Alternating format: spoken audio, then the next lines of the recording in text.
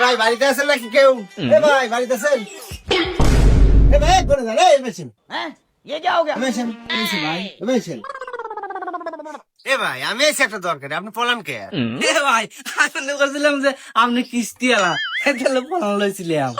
ভাই আমি কিস্তি আলা না, সরকারের থেকে আপনার নাম আইছে, এই নাম লেখার লেগাইছে। ভাই আমি তো ভয় আগে ছিলাম। শোনেন ভাই, সরকারের থেকে দুস্থ মানুষদের জন্য গড় আর টেকা আইছে, ঠিক আছে? এখন আপনি পাকা ঘর লিবেন না 2 লাখ টাকা লিবেন, কোনটা লিবেন কোন? কোন কি ভাই?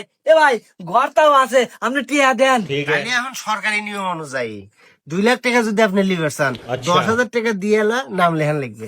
আপনি যদি 10,000 দেন তাহলে আমি আপনার নামটা লিখে নেবো। কোন কি ভাই? আচ্ছা দাঁড়ান আমি শুনি।